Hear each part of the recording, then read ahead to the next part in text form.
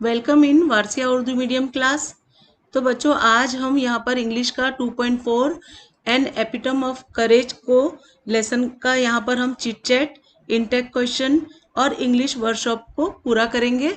तो इससे पहले मेरे कई वीडियोस अपलोड है जिसमें उर्दू, इंग्लिश, तारीख, जोग्राफिया, सियासियात और इकोनॉमिक्स के सभी सवाल जवाब अपलोड है। आप इससे ज़रूर इस्तेफादा करें। तो चलिए शुरू करते हैं इस लेसन को। यहाँ पर हम 2.4 एपिटम ऑफ करेज के बारे में हम पता कर रहे हैं यहाँ पर, और इस लेसन को हम मुकम्मल करेंगे। 2.4 an epitome of courage. Epitome यानी मिसाल के होते हैं, करेज यानी हिम्मत के।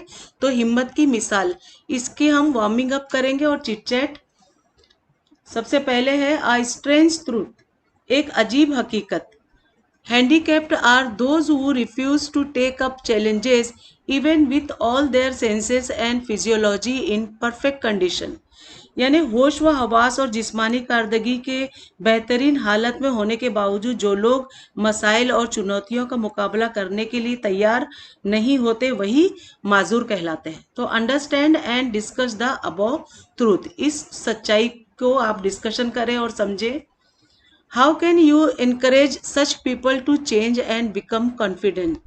तो यहाँ पर कहा जा रहा है कि आप इन लोगों में तब्दीली लाने और इनमें खुद एतमादी पैदा करने के लिए किस तरह की हौसला अफजाई करेंगे। तो discuss at least 4 to 5 way you can do the above. तो यहाँ पर आपको कम से कम 4 या 5 तरीकों से बहस करके दिखाना है। तो हम यहाँ पर पहला देखेंगे point. The discussion should be related to the people who are not really disabled mentally or physically। तो हम यहाँ पर बात कर रहे हैं उन लोगों की जो जहनी और दिमागी दोनों तरह से, यानी बॉडी से भी और जहनी तौर से वो डिसेबल नहीं है, माजूर नहीं है। This truth is about the people who are mentally and physically perfect but avoid, hesitate or neglect doing something challenging. जब भी उन्हें कोई चैलेंज की चीज़ उनके पास आती है तो वो पहले ही क्या करते हैं, अवॉइड करते हैं यानी नज़रअंदाज करते हैं, हेसिटेट यानी डर जाते हैं, निगलेक्ट कर देते हैं, चलो हमें नहीं करना है, जाने दो, ऐसी उनकी आदत होती है। बाय सम रीज़न, कोई रीज़न की वजह से करते हैं। They are not ready to change their attitude और फिक्स्ड आइडियाज़, वो अपने आदतों को, अपने बनाए हुए रूल्स को बिल्कुल भी चेंज नहीं करना चाहते। They don't wish to change their mindset and stick to their passive and inactive attitude, वो इन हालातों में भी अपने आप को बिल्कुल भी बदलने को तैयार नहीं। तो think and try to understand the reasons behind their lethargy, यानी उनमें क्यों वो ऐसा कर रहे हैं आप ये जानने की कोशिश करिए, समझिए क्यों। लितर्जी क्या है? लितर्जी का माने होते हैं सुस्त हो जाना, ऐसा बॉडी जिसे हमेशा लेट के रहना हो, आरामदायक रखना हो, उसने कुछ नहीं करना है, तो इसको लिथर्जी कहते हैं। इनएक्टिवनेस यानी कोई काम में मन नहीं लगना, और इंडिफरेंस यानी बिल्कुल अलग तरह। And try to encourage them and give them confidence, तो आपको क्या करना है, इन्हें इनकरेज करना है और इनमें कॉन्फिडेंस दिलाना है। अगला है यहाँ पे way to encourage them and give confidence, तो आप कैसे इनको इनकरेज करेंगे, कैसे इनका कॉन्फिडेंस बढ़ाएंगे, जिसका पहला पॉइंट है know his mindset, know his her handicap and obstacle he faced. तो किस चीज़ से ये जूझ रहे हैं, पहले तो आप इसको जानने की कोशिश करिए। दूसरा पॉइंट है talk to him her in friendly manner about his good qualities. पहले तो आपको उनको बताते रहना है कि उनकी कुछ खूबियाँ भी हैं। हर इंसान पूरी तरह से एकदम बुरा ही नहीं होता, तो उनमें कुछ खूबियाँ ज़रूर होती हैं। आप पहले उनकी खूबियों की उन्हें बार बार तारीफ करके बताइए। Give example of successful person who have face the challenges, तो जो लोगों ने सक्सेस हासिल किया है चैलेंजेस को फेस करते हुए, उनके एग्जाम्पल उन्हें बार बार दीजिए। अगला है advice him her to be brave, courageous and active, उन्हें एडवाइस दीजिए कि आपको ब्रेव बनना है, उनको करेजियस यानी हिम्मत दिलाते रहिए और उनको एक्टिव करने रहने के लिए भी हिदायत देते रहिए, तो इस तरह से वो आगे बढ़ेंगे। और पांचवा है यहाँ पे help him her in the fields where he she lacks, यानी जहाँ पे भी उनमें कमियां हैं, जैसे कॉन्फिडेंस की कमी है, करेज की कमी है, बोल्डनेस की कमी है, ओपननेस की कमी, एक्सेट्रा जो भी उनमें कमियां हैं उन्हें बताते हुए उनसे उन्हें हिम्मत दिलाते रहिए। तो यहाँ पर हमारे पॉइंट्स हो गए पूरे। अब अगला है यहाँ पे, there are pleasant and polite way to referring to people with physical and mental disabilities. तो यहाँ पर क्या है, हमें प्लीजेंट रहना है, पोलाइट रहना है उन लोगों के साथ जो लोग ब्लाइंड है, जो डेफ है, डम्प है, मैड है, लैम है। ऐसे लोगों को पहले हम डायरेक्ट कह देते, देखो वो अंधा है, देखो वो लंगड़ा है, देखो वो लूला है। तो ऐसे ही वो बेचारे डिसेबल हैं, और उनको ये सुनकर और उनमें कमियां, उनमें और दुख हो जाता होगा। तो ये पहले प्रीवियसली यूज टर्म, ये सब पहले कहा जाता था, लेकिन अब लोग जो है उन्हें न्यू पोलाइट टर्म, यानी ये जो अब वर्ड है इस तरह से बुलाए जाते हैं। तो यहाँ पे खाली जो जगह है, fill in the below table, तो हम यहाँ पे इसको कंप्लीट करेंगे। तो पहला देखिए यहाँ पर ब्लाइंड को क्या कहा जा रहा है, विजुअली चैलेंज, जिन्हें देखने में तकलीफ है उन्हें यहाँ पे विजुअली चैलेंज कहा जाना चाहिए। अब ये न्यू तरह से इस तरह से कहा जाएगा। डेफ, डेफ यानी मेंटली इल, यानी दिमागी जो कमी होती है, जिनको मेंटली कमी होती है उन्हें डेफ कहा जाता था, लेकिन अब मेंटली इल कहा जाएगा। अब डम्प, डम्प यानी क्या है, स्पीच इम्पायर्ड, यानी बोलने में जिन्हें तकलीफ है, जो हकलाते हैं, अटक अटक के बोलते हैं, उन्हें स्पीच इम्पायर्ड कहिए। अब पहले डम्प कहा जाता था। मैड, मैड यानी हियरिंग इम्पायर्ड, हियरिंग यानी सुनने में उन्हें कमियां होती हैं, अब उन्हें हियरिंग इम्पायर्ड आप कह सकते हैं। लैम यानी फिजिकली हैंडीकैप्ड, यानी हाथ पैर से जो माजूर होते हैं उन्हें फिजिकली हैंडीकैप्ड कहा जाएगा। अगला है यहाँ पे point 2, read the beginning and complete the story in your own word. आपको एक स्टोरी दी जा रही है, जो थोड़ी सी दी जा रही है, आपको उसे अपने ओन से कंप्लीट करना है। Now continue the story with a favourable positive ending. इसे कंटिन्यू करते हुए आपको इसको पॉजिटिव एंडिंग करना है। तो हम यहाँ पर एक इसका हेडलाइन हमने दिया है इस कहानी को, तो इसको देखते हैं। Fortune favour a man with करेज, इंसान में हिम्मत हो तो कामयाबी उसे मिलती है। ये कहानी का हमने हेडलाइन डाल दिया है। अब यहाँ पे कहानी है कि Sumit he the son of the shoemaker, Sumit जो है वो एक जूता बनाने वाला जो है उसका बेटा है। Was a highly intelligent student in a municipal school, और वो क्या है, बहुत ही पढ़ने में होशियार है, और वो पढ़ता है म्यूनिसिपल स्कूल में। His maths teachers called him Einstein, उसके जो मैथ्स के टीचर हैं, हिसाब किताब के टीचर, वो उसे आइंस्टाइन पुकारते हैं। For he was brilliant in maths, क्योंकि वो मैथ्स में बहुत ही ब्रिलियंट है, बहुत ही अच्छा उसका मैथ्स है। ही लव मैथ्स, उसको मैथ्स बहुत ही ज़्यादा पसंद है।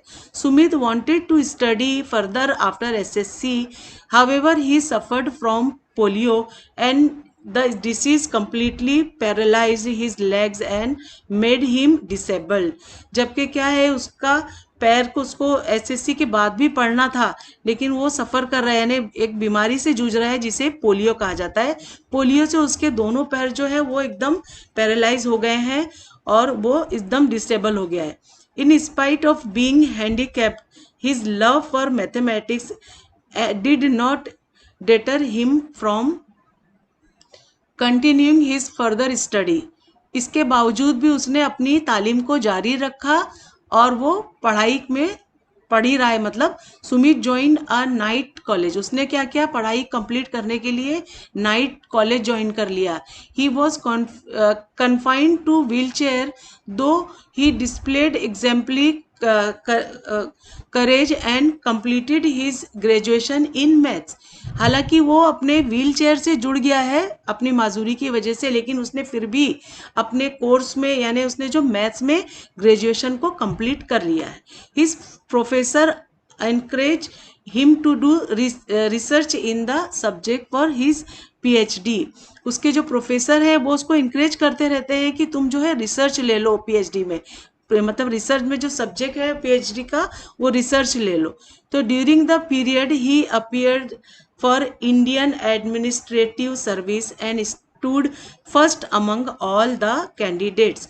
तो जब यहाँ पे जो इंडियन एडमिनिस्ट्रेटिव सर्विस का जब एक यहाँ पर एग्जाम चल रहा था, तो उसमें क्या हो गया, वो फर्स्ट आ गया।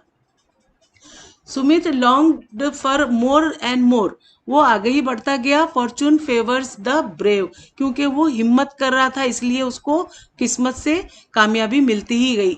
He received a scholarship of ISRO, ISRO में उसको क्या हो गया, स्कॉलरशिप मिल गई। इसरो का फुल फॉर्म है Indian space research organisation, and soon he was appointed there as a junior scientist. और वो जल्दी ही क्या हो गया, जूनियर साइंटिस्ट में उसको, इसरो में उसको जूनियर साइंटिस्ट की अपॉइंटेड हो गया वो। At the age of 35 Sumit become a renowned scientist, उसकी 35 साल की एज में ही वो एक मशहूर साइंटिस्ट हो गया। वो इतना मशहूर हो गया कि सभी जान गए, जबकि उसकी एज 35 साल ही थी सिर्फ। His determination and valour reach his there even when he was facing the cruel calamity, जबकि इतना मुसीबत से उसकी जो माहौल था उसका, वो इतना मतलब था जैसे कोई वो जंग कर रहा हो, जिसमें वो फेस कर रहा था ऐसी ऐसी उसके माहौल से, लेकिन फिर भी उसने कामयाबी हासिल की क्योंकि उसने अपना हिम्मत से काम लिया। तो what a wonderful thing courage is, तो यहाँ पर इसको कहा जा रहा है कि हिम्मत जो है वो बहुत बड़ी चीज है। अब यहाँ पर देखिए कुछ इंटेक क्वेश्चन है, इसे हम हल करेंगे। What did Stephen Hawkins parents fail to know about him, Stephen के जो पेरेंट्स थे किस बात को नहीं जानते थे। तो little did his parents know that one day their little boy would be held as one of the greatest scientist of this century, उन्हें ये नहीं पता था कि ये उनका बेटा जो है वो एक दिन मशहूर साइंटिस्ट बनेगा। अगला है इंटेक क्वेश्चन यहाँ पर, what is courage, courage is a wonderful thing, it is that quality which make people not loss heart when faced with a great calamity. यहाँ पर बोला जा रहा है कि हिम्मत बहुत खूबी वाली चीज और बड़ी चीज है कि जब कोई मुसीबत आए तो हिम्मत हो तो दिल कमजोर नहीं पड़ता, हिम्मत कभी भी टूटती नहीं है चाहे बड़ी सी बड़ी मुसीबत ही क्यों ना आ जाए, उसे करेज यानी उसे करेज कहते हैं कि वो हिम्मत से जुटा रहे अपने वक्त में। अगला सवाल है, where was Stephen Hawking sent for studying mathematics, mathematics पढ़ने के लिए उन्हें कहाँ भेजा गया। तो the university of Oxford, Oxford university में भेजा गया। अगला सवाल है, what happened when he was 17, जब वो 17 साल के थे तब क्या हुआ था। तो at the age of 17 Stephen started noticing that he was becoming increasingly clumsy, वो ऐसा फील करने लगे कि उनके हाथ पैर जो है वो क्लमसी यानी काम नहीं कर रहे हैं, कभी भी उन मतलब ऐसा हो जाता है कि वो कुछ ठीक से अपने आप को महसूस नहीं कर पा रहे।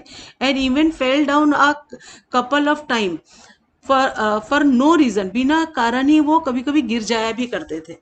तो ये उन्होंने महसूस किया क्लमसी। अब अगला सवाल है, what did his family doctors diagnose, मतलब उनके जो फैमिली डॉक्टर थे उनका किस चीज का इलाज कर रहे थे। तो डायग्नोज, तो he diagnose him as suffering from an extremely rare disease, ये एक ऐसी डिसीज थी जो उस बीमारी से गुजर रहे थे जो आम बीमारी नहीं थी, जो नई नई बीमारी आई थी, जैसे जिसे ALS और LOU गहरीज डिसीज कहते थे, ये बीमारी उन्हें हो गई थी। इस बीमारी में इंसान का अजीब निज़ाम, ये जो अज़मी निज़ाम होता है ना, यानी नर्वस सिस्टम, वो काम करना बंद कर देता है और चलना फिरना से वो इंसान माजूर हो जाता है। अब अगला सवाल है यहाँ पे, what did he study about to get his PhD, PhD में उनका जो स्टडी था वो किस पे था। तो he began studying the concept of black holes to get his PhD में उन्होंने कौन सा कॉन्सेप्ट लिया, ब्लैक होल का, वो ब्लैक होल पढ़ते रहते थे।